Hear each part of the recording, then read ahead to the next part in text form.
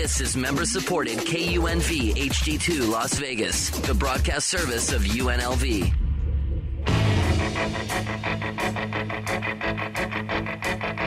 It's astounding.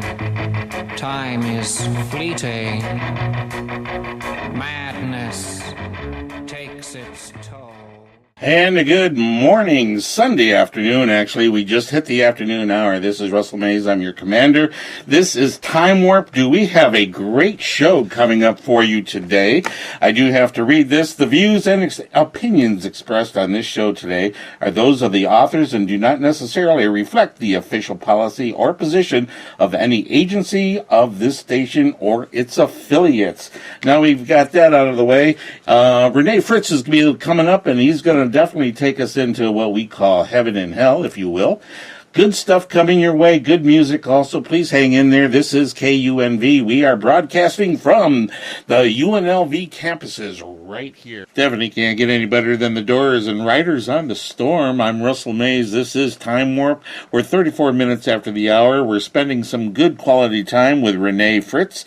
He's an astronomer, biblical astronomy also, over 34 years, and he has a website and blog at www.try-god.com. Say hello, Renee. Hello, everybody. How goes it today? What we have going on is we are going to take a little bit of a journey on Time Warp into heaven and hell, in a sense. And what Renee has been doing for the past 34 years, he's been working as an amateur astronomer. Let's go right there. Tell us how you got into amateur astronomy, first off, Renee. Well, I always had an interest in, the physical sciences coming up through school and everything, but I came across some books on the astronomy involving the birth of Christ. I was really into a lot of this planetarium shows and that type of thing, but once I read some of these books that really kind of linked science and faith together, I was hooked. The differences between astronomy and astrology. Astrology, from a biblical perspective, is included as a type of sorcery, witchcraft, or other occult practices, as we see in Deuteronomy 18 and Isaiah 47. When you enter the land the Lord your God is giving you, do not learn to imitate the detestable ways of the nations there. Let no one be found among you who sacrifices his son or daughter in the fire, who practices divination or sorcery, interprets omens, engages in witchcraft or casts spells, or who is a medium or spiritist, or who consults the dead. Anyone who does these things is detestable to the Lord, and because of these detestable practices, the Lord your God will drive out those nations before you. You must be blameless before the Lord your God. The nations you will dispossess listen to those who practice sorcery or divination, but as for you, the Lord your God has not permitted you to do so. The Lord your God will raise up for you a prophet like me from among your own brothers. You must listen to him. Okay, we're back with Renee. This is Russell Mays on Time Warp, and continue on, sir.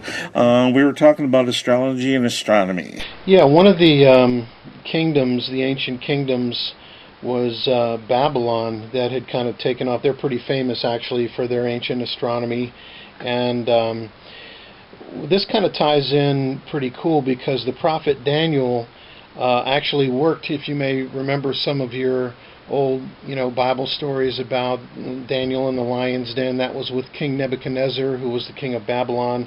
And the Persians actually took over that kingdom. And under one of the Persian kings, Daniel was the head of the royal astronomers. And he actually had an opportunity to teach the biblical astronomy perspective to the astronomers of ancient Persia, and that is actually where the Magi came from, that came and found Christ at his birth. And all these details are, I have a DVD on the Now, how did Nebuchadnezzar get involved with it all? What made him very fascinated by this? Well, I mean, he was the king of Babylon at the time, and Daniel had pulled off a series of miracles. They threw him in the lion's den. He came out of that. They threw him in a furnace of fire him and his three buddies. Right. Well, no, wasn't it true that Daniel was there and he was able to read the dreams of Nebuchadnezzar? Exactly. Yes. That was a dream of some of these famous kingdoms throughout history, which, Babylon, Persia, the Roman Empire, and then the one that's rising here at the end of times. So we're going to get into that next hour, okay, at the end of times. Anyhow, what part of astronomy fascinated you the most? Or fascinates you the most, if you will? Well, I kind of gave a hint. I really like the ancient astronomy. In certain ways, the astronomy of the ancients is actually superior to our modern approach because it was closer to the source. And by the source, I'm not referring to the Klingon Empire. Or 91.5, our sister station, the source, right? But, the Bible patriarchs, as I mentioned, they kind of had a first-hand knowledge and experience with the Creator. So actually, the oldest book in the Bible canon is the book of Job. And in Job 26:7, it talks about the earth being suspended in space. Really? Yeah. That's interesting. Yeah. Modern science and cosmology actually rediscovered the expanding universe as a result of the work of Edwin Hubble in the 1930s, who was the namesake for the Hubble telescope. But the prophet Isaiah tells us, among other things, about the circle and the sphere of the earth and how God stretched out the heavens long before modern science ever caught up with this idea. Now, this is interesting. You said, okay, they were closer to God, if you will, yes, in ancient astronomy. Is it the word of them listening to them, or how does that relate? I mean, how do they be closer to God at that time compared to now? Well, people, as far as the revelation that was given to them, for example, Adam was first taught all this information, and he taught it to the biblical patriarchs personally because they had somewhat longer lifespans than we did. Just a little bit. What was Noah, 600 years old or something along those lines? That was just, when the flood happened. I mean, he lived past that. So Adam lived 930 years. Methuselah was 969. And, we can get into the whys and wherefores, but that's another discussion. Now, here's something else. Now, Nebuchadnezzar was the one that built the Tower of Babel. Is that correct? No. Nimrod. Nimrod built the Tower of Babel. Was more ancient Babylon. Not Nebuchadnezzar was a few thousand years later. Oh, Nebuchadnezzar came later. Oh, well, at the original Tower of Babel, all the languages were confused because at that point they all spoke the same language. There was one language on the face of the earth, and then as a result of the confusion of the tongues, they kind of split up into different nations. Well, the reason why I bring that up, and I didn't want to get too biblical or into it, but if they were closer to God at that time for astronomy, why would they build a tower to reach God if God is there? Right, and that was really the issue, because the way that it was originally given, God had laid out the prophecies and the pattern in the zodiac, and the Nimrod was kind of coming up with the first cultural interpretation that was veering away from that, and that was manifested in the Tower of Babel. So would you figure Nimrod was your first atheist? I don't know if he was an atheist, but he was, maybe an agnostic, or questioning the fact. Yeah, we're talking about Nimrod here. He was, he was definitely one who was not following the true God. So anyway, that was one of the most things that fascinated you about that? Or yeah, and of course, due to the theory of evolution, modern science kind of considers itself at the peak or the pinnacle of human knowledge.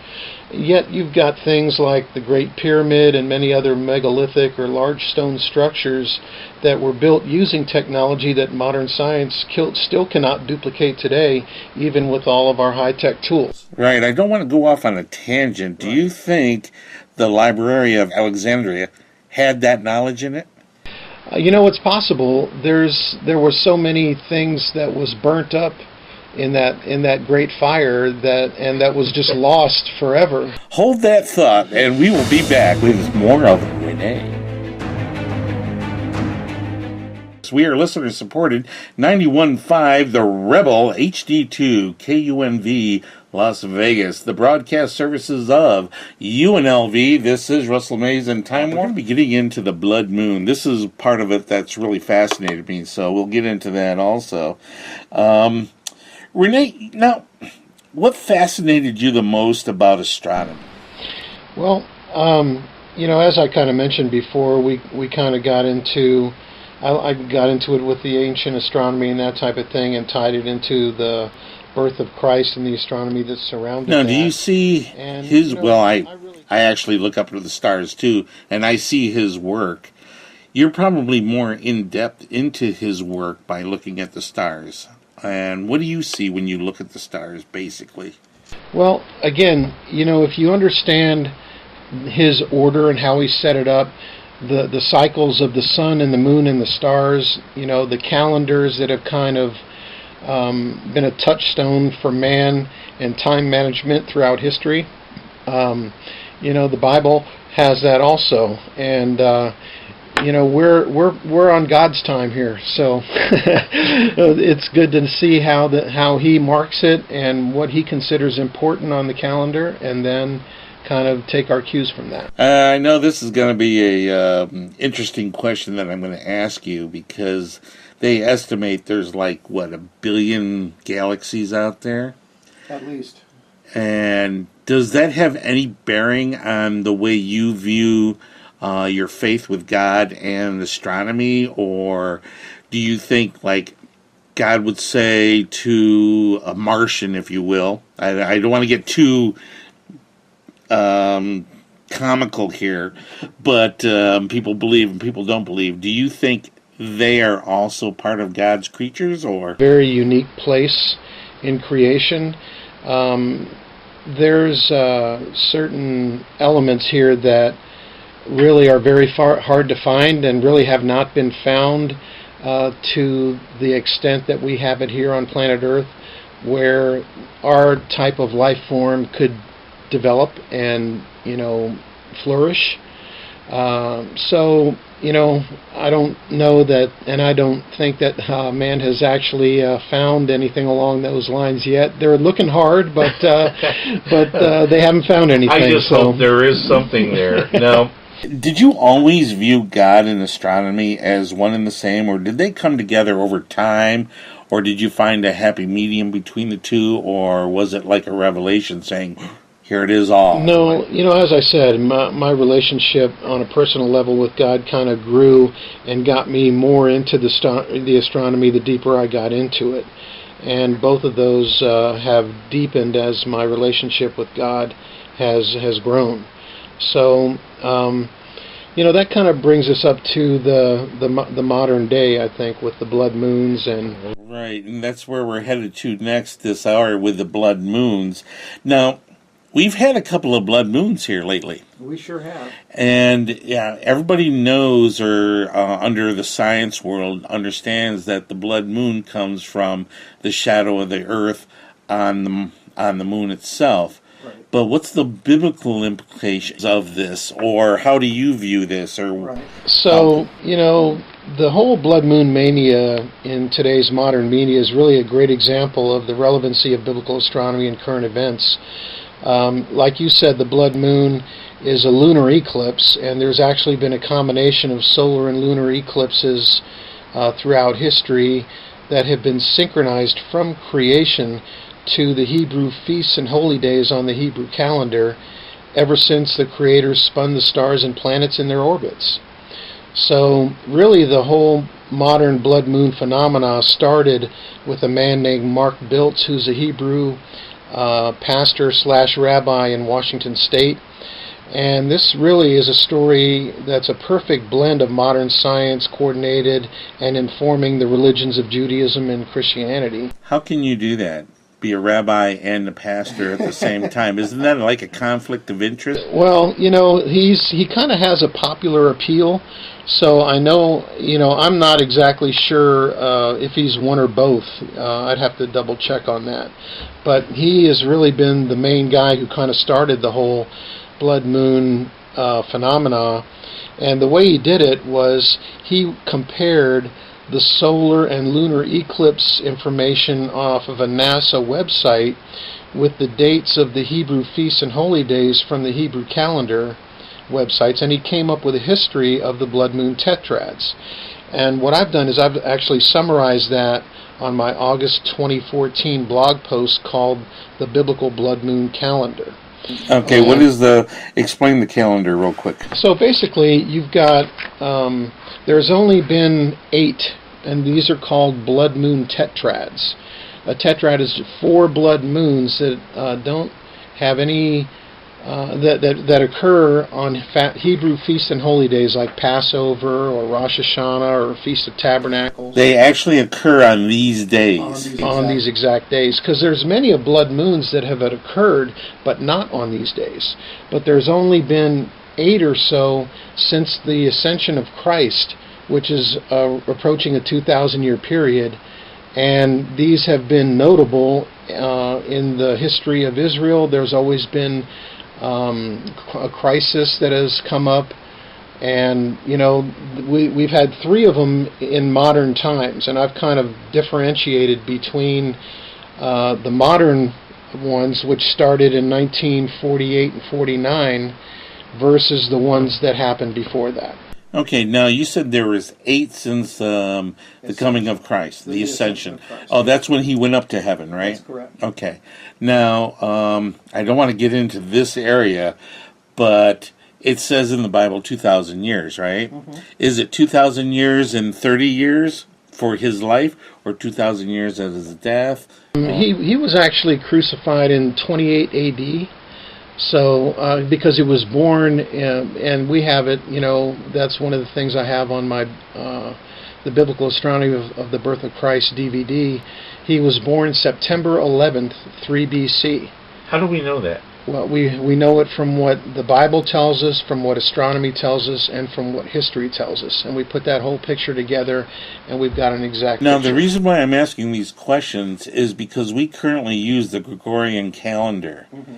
And that was instituted when? Well, that came a few years after the birth of Christ, because that came in the early AD period. They talk about it. Obviously it was 3 BC when Christ was born, so it was only a few years later that we had the transition into the AD, the Anno Domini period. Anno Domini? What does that mean? That stands for AD.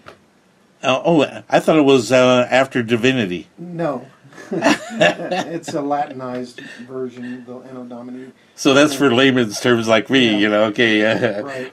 Anno Domini. That's interesting. I learned something new just then.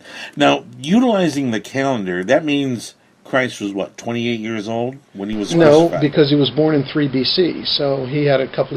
Oh, I see what you're saying. Yeah, he was... it actually says, the scripture says he was about 30 years old when he began his ministry.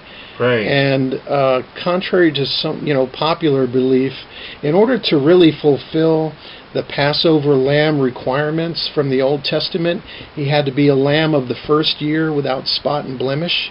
And so his ministry couldn't have been any longer than 2 years at the very most. Okay, I understand that to a point. Now, there is a question, and I don't know if I should mention where I heard it from, but it was in the movies, okay? He was at the Jewish temple when he was 12 years old. Right. When Mary couldn't find him, and she said, "Why would you look anywhere else except for my Father's house?" Right. Okay. The next time we see him, he's like 21 or something like that. Well, he's actually, right? There's kind of a gap in there. Yeah, that's where I was getting at. What's the gap and why, or is there a reason for that? Well, there's just some things that the Bible, fleshes out real clear, and other things that it kind of leaves open.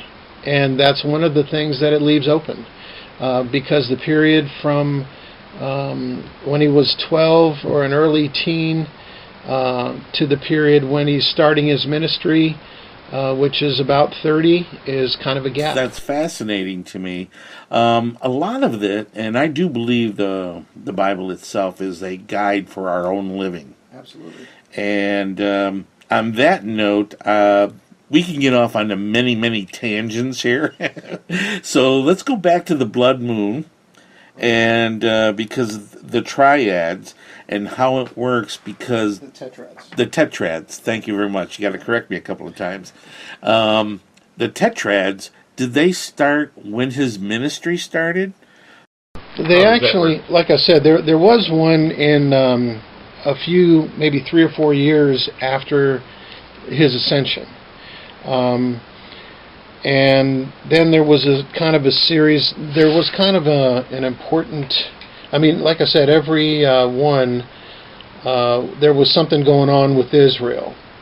And you had something like, for example, in 1492 with the whole Columbus thing, the Jews were being expelled from Spain with the Spanish Inquisition.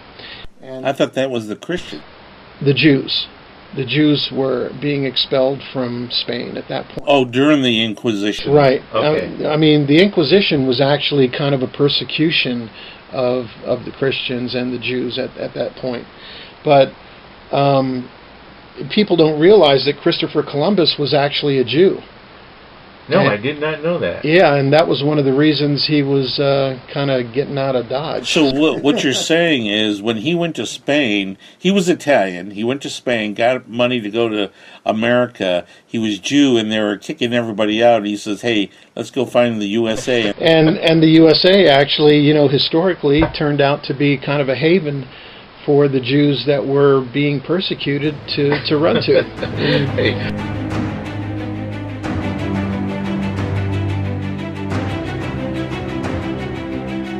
Here on KUNV, the broadcast services of UNLV. We're coming at you from the campuses, and this is Time Warp. I'm Russell Mays. We're spending a great afternoon with Renee Fritz, and his website is www.try-god.com with his blogs, and we're talking about the blood moon right now. So, where are we at on the celestial body of the moon? I was talking about Mark Biltz, who kind of started the whole blood moon mania, and one of the key scriptures that he keyed off, I wanted to just kind of read part of this so that you can get a feel for it. It says in Joel chapter 2, verse 29, it says, "And also upon the servants and upon the handmaids in those days I will pour out my spirit, and I will show wonders in the heavens and in the earth, blood and fire and pillars of smoke, and the sun shall be turned into darkness and the moon into blood before the great and terrible day of the Lord comes." So this is kind of interesting because you've got a reference to both solar and lunar eclipses there, with the moon turning to blood and the sun into darkness. And we actually saw that last month. We had a partial solar eclipse on September 13th, and then we had the blood moon's super blood moon eclipse on September 28th, which was the beginning day of the Feast of Tabernacles on the Hebrew calendar. On the 13th, it was actually Rosh Hashanah, which was Hebrew New Year's Day, and so those are both very key days on the Hebrew calendar. Now, are these key days considering what you're studying, or is it key days in what is a general consensus? Well, it's a key day from God's perspective because He's the one who set up this calendar, and He's the one that set up these feasts for man to come and honor Him in the nation of Israel. And these are perpetual feasts that are going to go on and on. So they're going to be honored by all mankind. Right. Well, the reason why, I'm going to play a little bit of the devil's advocate. Sorry about that. Sure. Um, You can join Audrey on the show with that. Exactly. There you go. The reason why I bring it up is because I don't know if you remember in 1972, the Jehovah Witness. They believed that their revelation was going to come by flood in 1972. And I'm from a small town up in New York, and all of them went nuts. And it didn't happen. Right. Now, that being said, there's a lot of speculation going on. Also, I do know the science community does a lot of modeling So what they do is they take a lot of factors and they put them into these computer models and they come up with an answer for what best suits them. Give you an example of this last hurricane they had. They said it's definitely going to hit the coast and everybody's going to be flooded out and national emergency and all this kind of stuff. But then they gave also like 10 different tracks which way the hurricane can go. Right. So I'm bringing that a little bit of analogy into this with the blood moons and stuff. Is that what makes yours different than what they do? I mean, that way? just on a personal note, that's why I don't really listen to astrologers, because they can't predict the future any better than the weathermen can. Right. And I actually stopped listening to my astrologer when he got killed in an airplane crash due to unforeseen circumstances. Well, I've always wondered about the palm readers. How can they not know when they're going out of business? Right. Okay. It's always been a rough joke. But anyway, let's get back to the blood moon. The one in 1949 and 1950 was the first of the modern ones that I mentioned earlier. And this was a key because this commemorated the reforming of Israel as a nation and a state, which happened for the first time in over 2,000 years. So that was actually the fulfilling of a biblical prophecy that God was going to bring his people back from the dispersion in the Gentile nations and bring them back to Israel. Is that what you have as the restoration of Israel? That's the first step, okay, and that was prophesied. Okay. So that's Now, who prophesied that? Well, it's in a couple of different ones. Ezekiel has a prophecy in Ezekiel 36. In verse 24 it says, I will take you out of the nations, I will gather you from all the countries, and I will bring you back into your own land, talking about Israel. Also in Jeremiah in chapter 24, verse 6, it talks about, for I will set my eyes upon them for good, and I will bring them back to this land, and I will build them up and not pull them down, and plant them and not pluck them up. I will give them a heart to know that I am the Lord, and that they shall be my people, and I will be their God. So that's just a couple of examples, and you can actually call these blood moon prophecies, because these are Bible prophecies that have been marked and fulfilled by an actual blood moon tetrad. Will the blood moon tetrad on this first one, restoration of Israel, did it come beforehand, afterhand, or did it happen right as the moon turned red? Well, it happened again. If you look at the blood moon calendar that I mentioned earlier, the biblical blood moon calendar, we're talking about some specific dates in 1949 and 1950, and on March 18th of let's see, let me try that. That one's 1949-15. That's the Israel as a nation? No, Israel was reborn as a nation on Passover, which was April 13th, 1949. There was a blood moon. On the Feast of Tabernacles, which was October 7th, 1949, there was another blood moon. And then there was a solar eclipse on Nisan 1, like we just had earlier this year, which was March 20th. Back in 1949, it was March 18th of 1950, and then you had two more blood moons on Passover of the following spring, and September 26th of 1950 there was another moon. To bring it a little bit more current for the current affairs, in 1949, that's when the United States recognized Israel as a nation. Is that correct? Not only the United States, but the entire world did. And that started a lot of the issues that is happening over in the Middle East. Well, I mean, if you really look at the history, the very first day that Israel was recognized as a nation, a lot of the Muslim neighboring countries went to war with them. Yes, and they're still at war, and they've been fighting for a very long time. That's right. It goes way back before 1949. Interesting. Okay. And then after they became a nation, then what happened? That's with the blood moons. Right. The following blood moon after that was 19 years later in 1967 and 1968, and this actually marked the return of Jerusalem to the control of Israel for the first time in over 2,000 years. And on that tetrad we had the Passover on April 24th, 1967, We had a Feast of Tabernacles blood moon on October 18th of 67, and then the following year it was April 13th of 68 and October 6th of 68, where we had blood moons on Passover and the Feast of Tabernacles, or as the Hebrews call it, the Sukkot. The Sukkot. What's the definition of Sukkot? It's the Feast of Tabernacles. That's just the Hebrew word for Feast of Tabernacles. Yes. Okay. Now, that right there, the Temple Mount is very significant in all this. Absolutely. I don't want to get too much into the right or wrong of it, but didn't the Jewish temple get destroyed a couple of times? Yes. And now there's a mosque there, correct? What was the reason the Romans destroyed the temple?